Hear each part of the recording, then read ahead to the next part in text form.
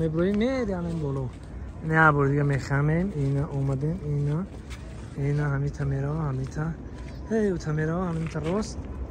هی انا اونجا خیلی انا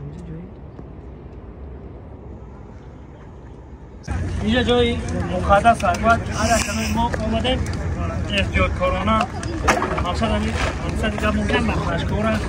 که نپرتیم ما همه مسلمانیم چی ملتی که باشه چی ترگیز چی ازبک چی تاجیک چی بنگلادش چی هندوستان ما اگه کسی پس هم دادن نیستن توزگی یکی گوشه ایران بله چون که این کوه نور است کوه روشنایی اسلام نیز روشنایی پاکی رو یعنی طلب میتونه باید برای توجیه سربالان مدنیت صوت توزه ما میخوایم سر خود رو بگذاریم با همه دیگر رو بیرفتیم چی علی کنیم تا بلوها رو رفت و همراه خود بیبرن همه هم باشد یعنی توزه بکنن کنارهای اینجا رو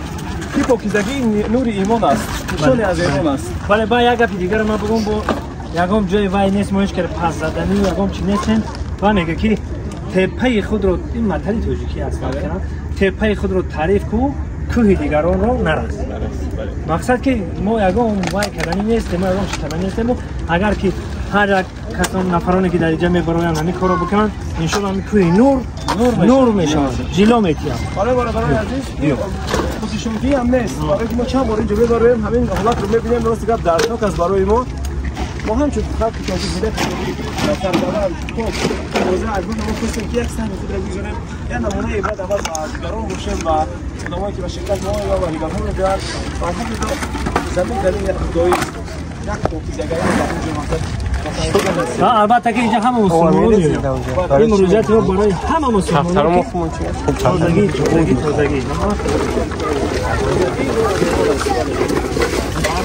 کفتر کنی ولی اول کفتر رو نیست دیدم کفتر تو باید کفتر میگن که یا باید گیر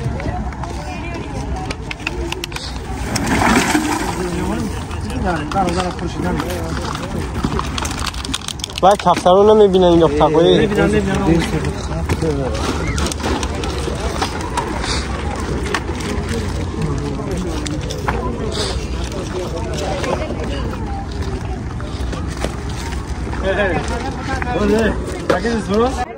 مردم تاجیکان ملت سربلندم این غاره که کوه نور میگن همونجا اومدیم انشالله که یک تماشا یک تاریخ برای دوردن اومدیم نمانادارا اینجا در کتاب قرآن نازل شده گرد البته هر که ما و شما میدونیم که کتاب قرآن 4 نام داره قرآن، فرقان، ذکر و نور اینا نور انا میجن اینا برادر عزیز سربلند خانواباد باشه در کجا باشه و در آخر یک 4 مصرع به خاطر محمد میگه اسرار ازر را نه تو دانی و نه من وین حرف معما نه تو خوانی و نه من